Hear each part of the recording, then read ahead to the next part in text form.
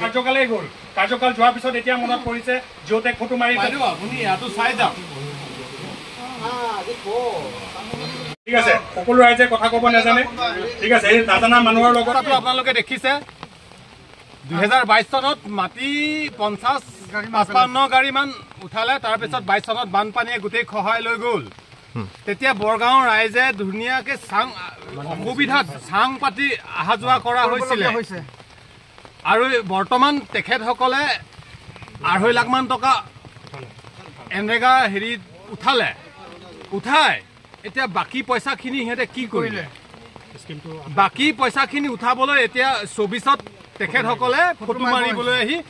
পইচা উঠাব বিচাৰিছে আমি ৰাইজে সেই পইচাটো উঠাবলৈ নিদিওঁ আজি কোন কোন আহিছে আজি আহিছিলে আমাৰ এপি মেম্বাৰ আহিছিলে আৰু জিআৰএছ আহিছিলে ফটো উঠাবলৈ আমি তেখেতসকলক আমি ফটো উঠাবলৈ বাধা দিছোঁ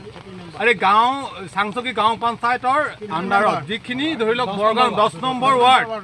বুজি পাইছোঁ কিন্তু কথাটো কি ৰাইজে ভাবিলে মই জয়ন্তৰ লগত এনি টাইম ফোনতে থাকোঁ তাৰপিছতে আপোনাৰ অকণ পাতৰ যে তেখেতৰ লগতো মই আলোচনা কৰোঁ ৰাইজে মানে চেণ্ড গেভেলটো পেলাই দিলে মোৰ ঠিক আছে ৰাইজে যদি পেলাইছে পেলাওক মই মাটিৰ পইচাটো কিমান টকা আছিলে স্কিমটো এইটো 8 লাখ টকা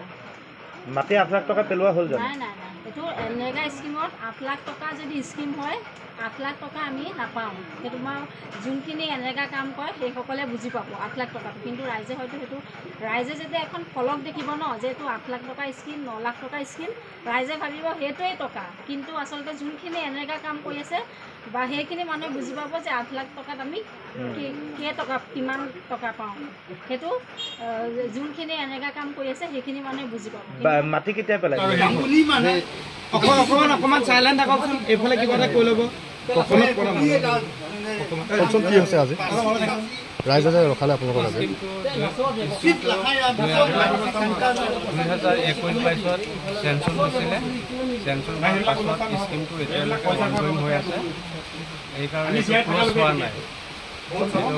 স্কিম অনগয়িং হৈ আছে কাৰণে মানে এইটো এতিয়া চলি আছে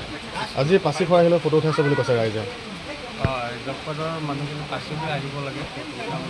পাচি ৰাস্তাটো মাটিৰ ৰাস্তা আছিলে এতিয়াতো ৰাইজে ৰাবিজ পেলাই ল'লে ফটোখন কেনেকৈ উঠাব এতিয়া ৰাইজে ইয়াত যেতিয়া পানী হৈছিলে তেতিয়া পানী হোৱাৰ পাছত ৰাস্তাটো বহুত বেয়া হৈছিল মাটি কেতিয়া পেলাইছিলে ৰাস্তাটো বেয়া হোৱাৰ আগতে মাটি পেলাইছিলে কিমান চনত এইটো 22